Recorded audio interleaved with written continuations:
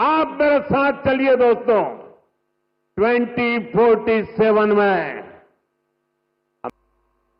Make in India, आज से भारत में बने इलेक्ट्रिक व्हीकल्स 100 देशों को एक्सपोर्ट किए जाएंगे। पैसा किसी का, पसीना हमारा। ऐसा हिंदुस्तान बनाएंगे, आपकी आने वाली अनेक पीढ़ियां आपके इस त्याग का गर्व करेगी।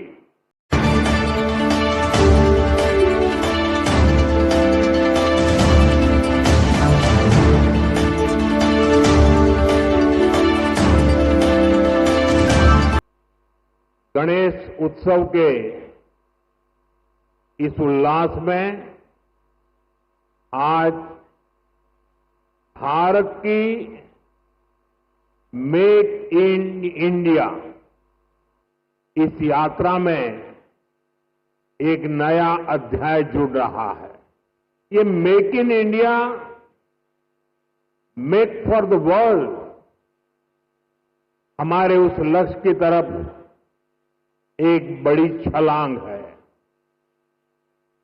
आज से भारत में बने इलेक्ट्रिक व्हीकल्स 100 देशों को एक्सपोर्ट किए जाएंगे।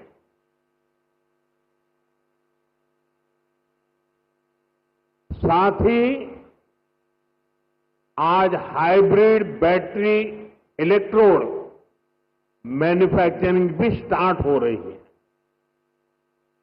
आज का ये दिन भारत और जापान की फ्रेंडशिप को भी नया आयाम दे रहा है।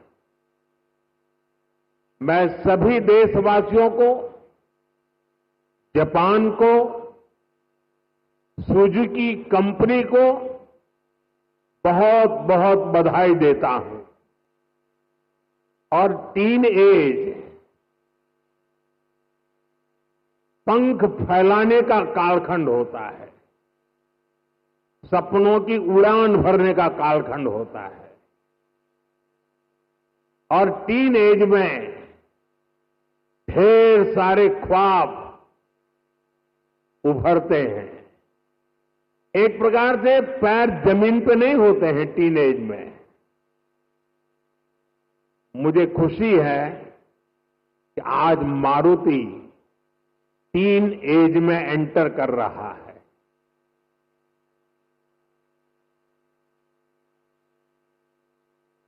गुजरात का मारुति का टीन एज में प्रवेश, यानी आने वाले दिनों में मारुति एक नए पंख फैलाएगा, नए उमंग और उत्साह के साथ आगे बढ़ेगा, ऐसा मेरा पूरा विश्वास है। फ्रेंड्स, भारत की सक्सेस स्टोरी के बीज करीब करीब 13 साल पहले बोए गए थे। 2012 में जब मैं यहां का मुख्यमंत्री था, तब हमने मारुति सुजुकी को हंसलपुर में जमीन अलॉट की थी। विजन उस समय भी आत्मनिर्भर भारत का था, मेक इन इंडिया का था।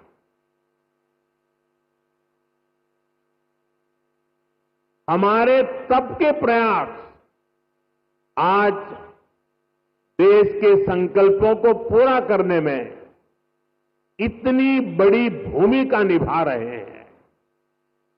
साथियों, मैं इस अवसर पर स्वर्गीय ओसामू सुजुकी-सान को हृदय से याद करना चाहूंगा। हमारी सरकार को उन्हें पद्म विभूषण से सम्मानित करने का सौभाग्य मिला था। मुझे खुशी है उन्होंने मारुति सुजुकी इंडिया का जो विजन देखा था, वो आज हम इसके इतने बड़े विस्तार के गवाह बन रहे हैं। साथियों, भारत के पास डेमोक्रेसी की शक्ति है और भारत के पास डेमोग्राफी का एडवांटेज है। हमारे पास स्किल्ड वर्कफोर्स का बहुत बड़ा पूल है, इसलिए कि हमारे हर पार्टनर के लिए विन विन सिचुएशन बनाता है। आज आप देखिए, सुजुकी जापान भारत में मैन्युफैक्चरिंग कर रही है और जो गाड़ियां बन रही है वो वापस जापान को एक्सपोर्ट की जा रही है। ये जापान और भारत के रिश्तों की मजबूती तो है ही, भारत को लेकर ग्लोबल कंपनियों के भरोसे को भी ये आपके सामने प्रस्तुत करता है। एक तरह से मारुति सुजुकी जैसी कंपनियां मेक इन इंडिया की ब्रांड एम्बेसडर बन चुकी है। लगातार 4 साल से मारुति भारत की सबसे बड़ी कार एक्सपोर्टर है। अब आज से ईवी एक्सपोर्ट को भी उसी स्केल पर ले जाने की शुरुआत हो रही है। अब दुनिया के दर्जनों देशों में जो ईवी चलेगी उसमें लिखा होगा मेड इन इंडिया।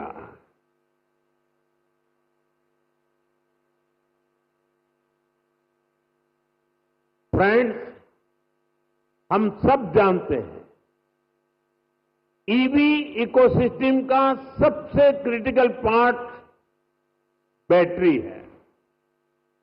कुछ साल पहले तक भारत में बैटरी पूरी तरह इंपोर्ट होती थी।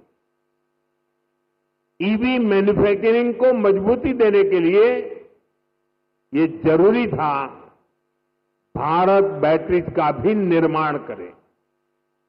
इसी विजन को लेकर 2017 में हमने यहां टीडीएसजी बैटरी प्लांट की नींव रखी थी। टीडीएसजी की ही नई पहल पर इस फैक्ट्री में 3 जापानी कंपनियां मिलकर भारत में पहली बार सेल मैन्युफैक्चर करेगी। भारत में बैटरी सेल के इलेक्ट्रोड भी लोकल लेवल पर तैयार होंगे। ये लोकलाइजेशन भारत की आत्मनिर्भरता को नई शक्ति देगा। इससे हाइब्रिड इलेक्ट्रिक व्हीकल्स के कारोबार में और तेज गति आएगी। मैं आपको इस ऐतिहासिक शुरुआत के लिए अपनी अनेक अनेक शुभकामनाएं देता हूं। साथियों, कुछ साल पहले उस समय तक ईवी को केवल एक नए ऑल्टरनेट के तौर पर देखा जाता था, लेकिन मेरा मानना रहा है ईवी कई समस्याओं का ठोस समाधान है। इसलिए पिछले साल मैंने अपनी सिंगापुर विजिट के दौरान कहा था, हम अपनी पुरानी गाड़ियों को, पुरानी एम्बुलेंसेस को हाइब्रिड ईवी में बदल सकते हैं।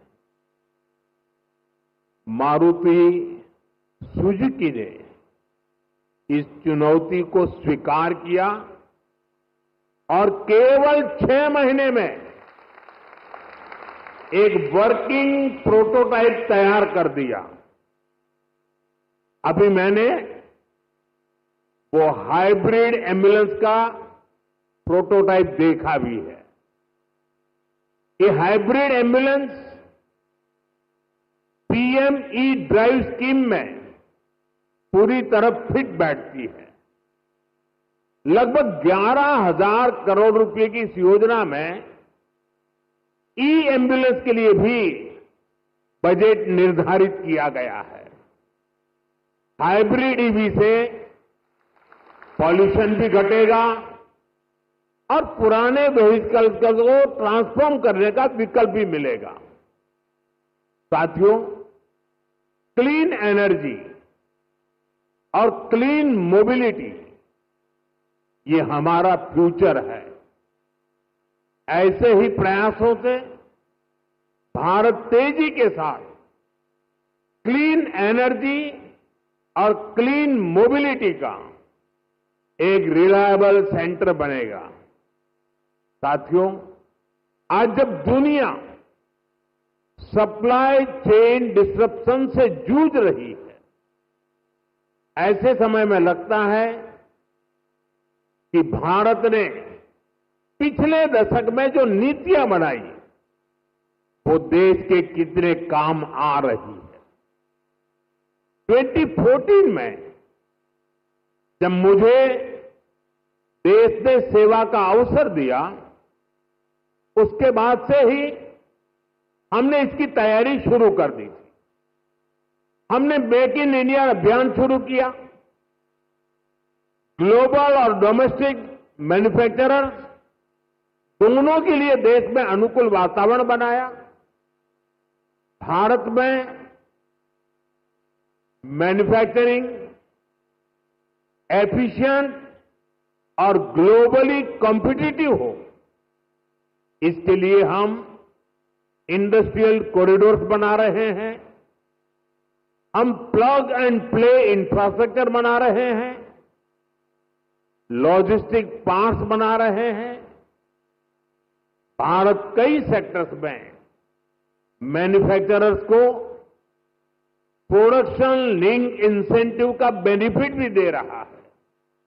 साथियों, हमने कई बड़े रिफॉर्म्स के जरिए इन्वेस्टर्स की पुरानी कठिनाइयों को भी दूर किया।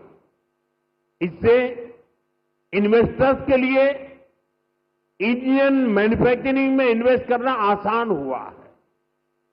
इसके परिणाम हमारे सामने हैं। इसी दशक में इलेक्ट्रॉनिक्स प्रोडक्शन लगभग 500% बढ़ा है।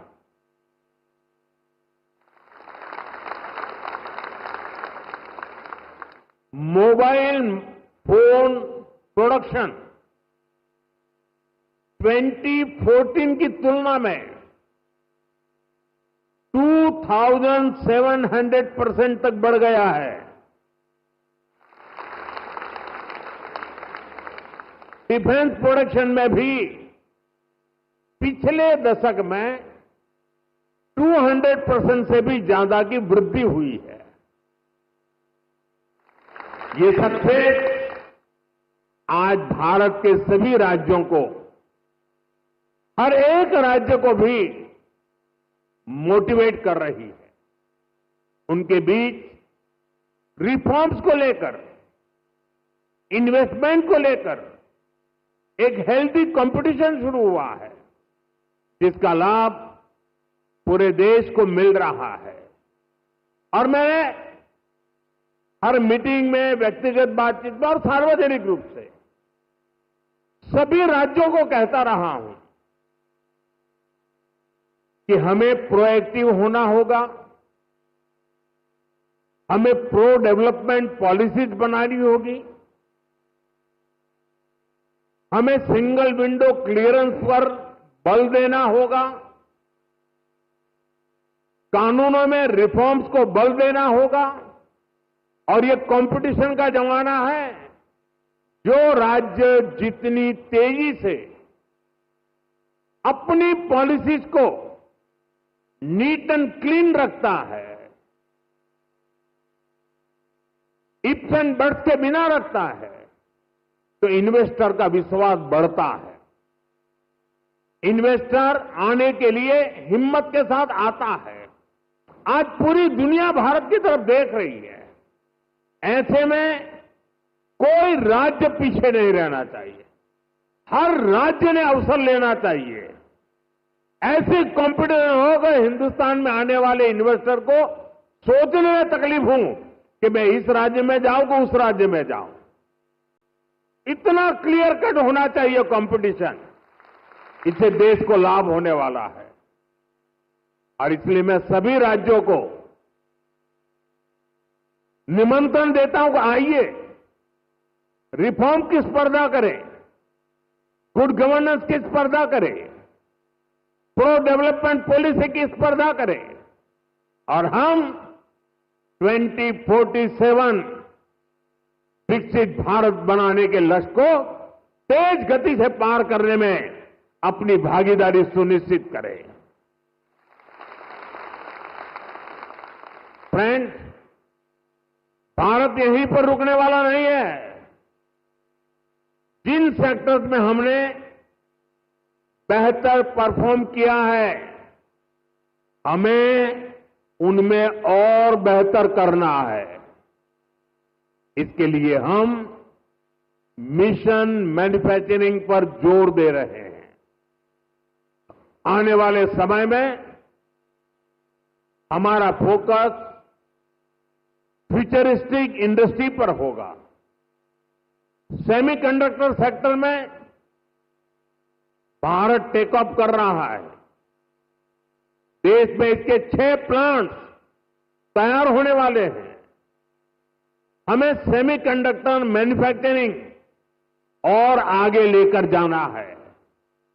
साथियों, भारत सरकार ऑटो इंडस्ट्री के लिए रेयर अर्थ मैग्नेट की शॉर्टेज से जुड़ी कठिनाइयों के प्रति भी सजग है। इस दिशा में देश के सामर्थ्य को बढ़ाने के लिए हमने नेशनल क्रिटिकल मिनरल मिशन भी लॉन्च किया है।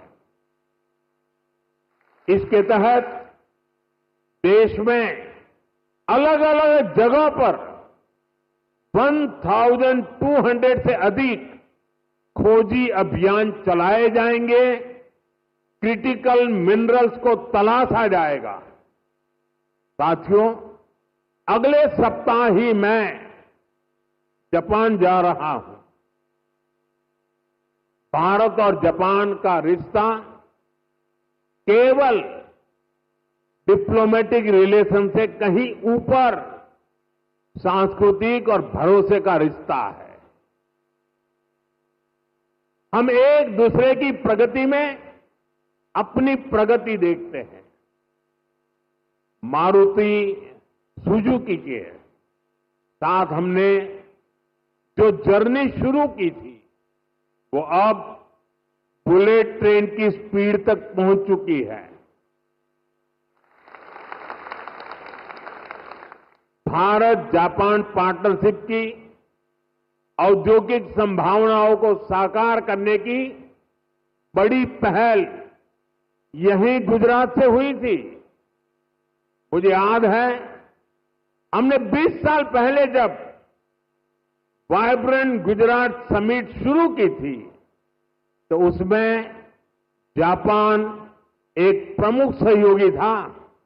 आप विचार कीजिए, एक डेवलपिंग कंट्रीज का एक छोटा सा स्टेट, उसका इन्वेस्टमेंट समिट, और जापान जैसा डेवलप कंट्री उसका पार्टनर हो, ये दिखाता है कि भारत और जापान की नींव कितनी मजबूत है। और मैं आज जब ये वाइब्रेंट गुजरात की यात्रा की याद कर रहा हूं, तब मेरे मित्र यहां बैठे हैं। वो पहले भारत में एम्बेसडर हुआ करते थे 2003 में। आज वो भी यहां मौजूद है। अब वो रिटायर्ड हो गए हैं, लेकिन उनका भारत प्रेम, गुजरात प्रेम वैसा का वैसा है। मैं उनका भी स्वागत करता हूं।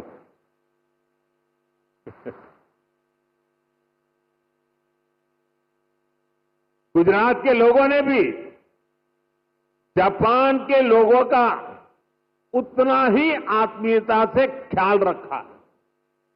हमने इंडस्ट्री से जुड़े रूल्स एंड रेगुलेशंस जापानी भाषा में प्रिंट करवा कर दिए। जब मैं गुजरात में था, हर छोटी चीज पर मैं ध्यान रखता था। इवन मेरा जो विजिटिंग कार्ड होता था ना, वो भी मैं जापानी में बनाता था।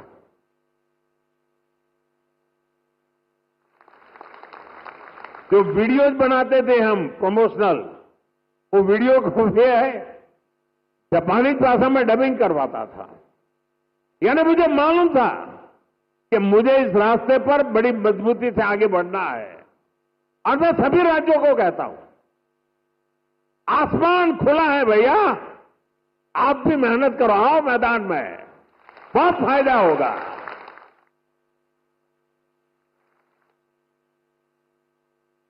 मुझे याद है शुरू में जब जापान के हमारे साथी आते थे तो मैं नया नया उनकी निकटता मेरी बढ़ती चली जा रही थी, तो उनकी हर चीज को मैं समझ पाता था। मैंने देखा है कि जापानी लोगों का एक नेचर है कि उनको अपना जो कल्चरल इकोसिस्टम है वो उनकी पहली प्राथमिकता होता है। उसमें जापानी फूड चाहिए। ये जैसे गुजरात के लोग हैं ना, उनका भी ऐसा ही है। वे गुजरात में कहीं सैटरडे संडे को कहीं न कहीं रेस्टोरेंट में खाने की आदी है, तो वहां जाएंगे तो मैक्सिकन फूड मांगेंगे, इटालियन फूड मांगेंगे। लेकिन गुजरात के बाहर कहीं जाएंगे तो गुजराती फूड खोजते रहते हैं। मैंने देखा जापान के लोगों का भी ये स्वभाव है, और इसलिए मैंने यहां जापानी क्विजीन की व्यवस्था कराई। मैंने उसकी एक होटल चेन को बुलाया। मुझे पता है, बाद में मुझे बताया गया कि भाई जापान के लोग हैं, गोल्फ के बिना तो नहीं चल सकता। मैंने उसको भी प्राथमिकता दी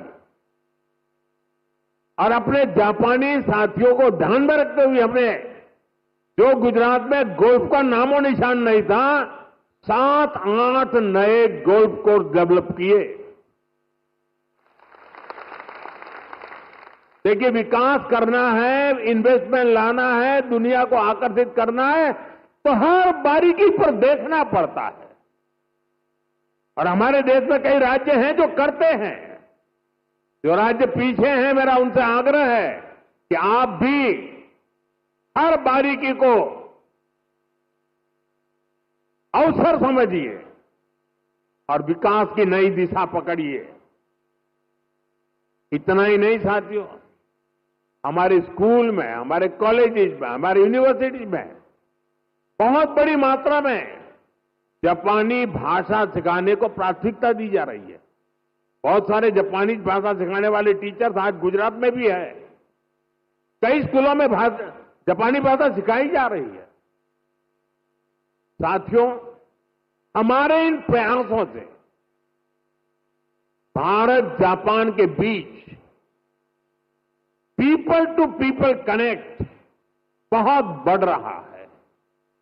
स्किल और ह्यूमन रिसोर्स से जुड़ी एक दूसरे की जरूरतों को भी हम पूरा कर पा रहे हैं। मैं चाहूंगा मारुति सुजुकी जैसी कंपनियां भी इस तरह के प्रयासों का हिस्सा बने और यूथ एक्सचेंज जैसे प्रयासों को बढ़ाएं। साथियों, हमें इसी तरह आने वाले समय में सभी अहम क्षेत्रों में आगे बढ़ना है। मुझे भरोसा है हमारे आज के प्रयास 2047 के विकसित भारत की इमारत को नई बुलंदी तक लेकर जाएंगे। और मुझे भरोसा है कि जापान इस लक्ष्य की प्राप्ति में हमारा भरोसामंद पार्टनर बनकर साथ चलता रहेगा। हमारी दोस्ती अटूट रहेगी। और मैं तो कभी कभी कहता था कि जहां तक जापान और भारत का रिश्ता है, ये मेड फॉर ईच अदर वाला रिश्ता है। मैं आज विशेष रूप से मारुति को बहुत बहुत शुभकामनाएं देता हूं। और अभी तो ये टीन एज की शुरुआत है।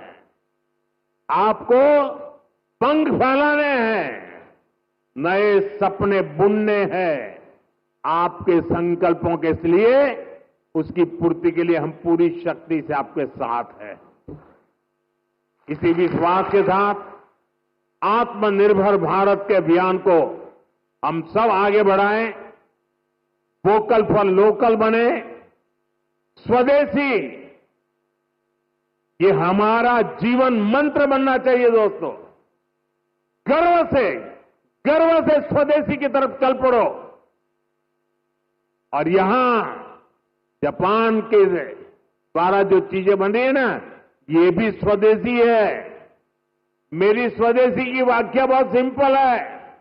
पैसा किसका लगता है उससे मुझे कोई लेना देना नहीं है। वो डॉलर है, पाउंड है, वो करेंसी काली है, गोरी है, मुझे कोई लेना देना नहीं है।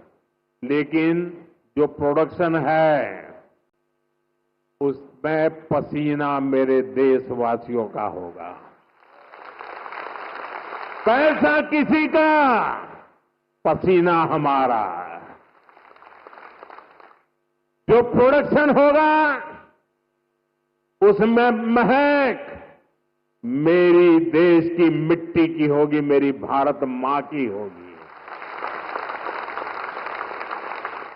इस भाव के साथ आप मेरे साथ चलिए दोस्तों। 2047 में हम ऐसा हिंदुस्तान बनाएंगे, आपकी आने वाली अनेक पीढ़ियां आपके इस त्याग का गर्व करेगी, आपके इस योगदान का गर्व करेगी। आपकी भावी पीढ़ी के उज्जवल भविष्य के लिए, आत्मनिर्भर भारत के इस मंत्र के लिए, स्वदेशी के मार्ग के लिए मैं आज मेरे देशवासियों को निमंत्रण दे रहा हूं। मैं आपको निमंत्रण दे रहा हूं। आइए हम सब चल पड़े। 2047 विकसित भारत बना के रहेंगे। दुनिया की भलाई में भारत का योगदान बढ़ाते रहेंगे। इसी भावना के साथ आप सबको बहुत बहुत शुभकामनाएं, बहुत बहुत धन्यवाद।